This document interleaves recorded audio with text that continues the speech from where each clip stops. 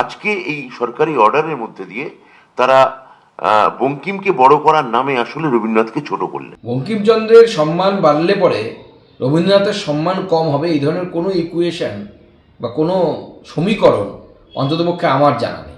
বঙ্কিমচন্দ্র চট্টোপাধ্যায়ের বন্দে মাতরমের 150 বছর।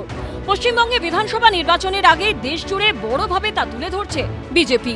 সংসদে দীর্ঘ আলোচনা থেকে নরেন্দ্র মোদী, অমিত শাহের ভোট প্রচার, বারবার উঠে আসছে বন্দে মাতরম প্রসঙ্গ। এরই মধ্যে বুধবার নতুন নির্দেশিকা জারি করেছে অমিত শাহের কেন্দ্রীয় স্বরাষ্ট্র মন্ত্রক।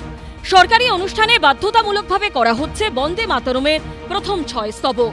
সব রাজ্য সরকারকে এই মর্মে নির্দেশিকা পাঠানো হয়েছে, যেখানে বলা হয়েছে জনগণ মনর আগে জাতীয় গান বন্দে মাতরমের সরকারি সংস্করণ গাওয়া বা বাজানো বাধ্যতামূলক। 3 মিনিট 10 সেকেন্ডের মধ্যে শেষ করতে হবে বন্দে মাতরমের প্রথম 6 স্তবক। যখনই জাতীয় গানের সরকারি সংস্করণ গাওয়া বা বাজানো হবে, উপস্থিত সকলকে দাঁড়াতে হবে। আর এই নির্দেশিকা নিয়েই সরব হয়েছে তৃণমূল।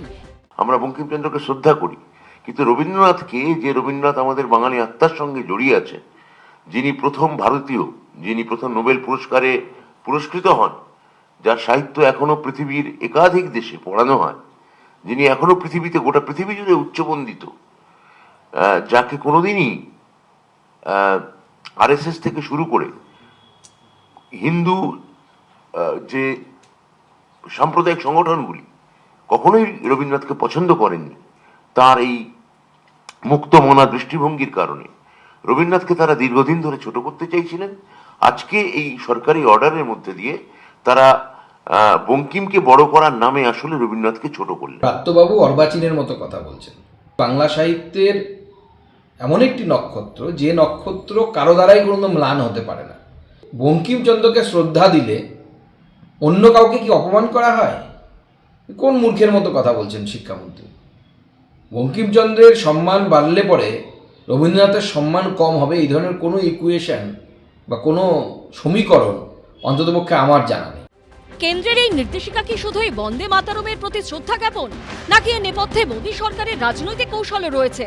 পশ্চিমবঙ্গের বিধানসভা নির্বাচনের সঙ্গেও কি বিষয়টির বিশেষ যোগ রয়েছে? এই প্রশ্ন তুলছে বিরোধীরা। জাতীয় সঙ্গীত সংবিধানে কিন্তু নেই, তার সঙ্গে একটা জাতীয় গান রাজ্যে যখন হবে, তার সঙ্গে রাজ্যের গান, এটা হচ্ছেটা কি? সবকিছু সীমা থাকা উচিত। নেতাজি রবীন্দ্রনাথের আপত্তি উড়িয়ে দিয়ে অমিত শাহ নিচে বেড়াচ্ছেন। আমি বলছি এটা আরেকটা প্রকল্প। বাঙালি মনীষীদেরকে সামনে রেখে তাদের মধ্যে বিভাজন করে সুযোগ খোঁজার চেষ্টা করছে দিল্লির বিজেপি। এটা অসভ্যতা এবং চূড়ান্তভাবেই এর বিরোধিতা করা জরুরি। 1875 থেকে 76 সালে বন্দে মাতরম রচনা করেন বঙ্কিমচন্দ্র চট্টোপাধ্যায়। 1886 সালে রবীন্দ্রনাথ ঠাকুর কলকাতায় জাতীয় কংগ্রেসের অধিবেশনে সুর সংযোজন করে নিজের কণ্ঠে গেয়েছিলেন বন্দে মাতরম। 1950 সালেই ভারতের জাতীয় স্তোত্রের মর্যাদা পায় বন্দে মাতরম। অর্ণব মুখোপাধ্যায়, আশাবুল হোসেন ও শিবাশিস মৌলিকের রিপোর্ট, এবিপি আনন্দ। এবিপি আনন্দ, এগিয়ে থাকে, এগিয়ে রাখে।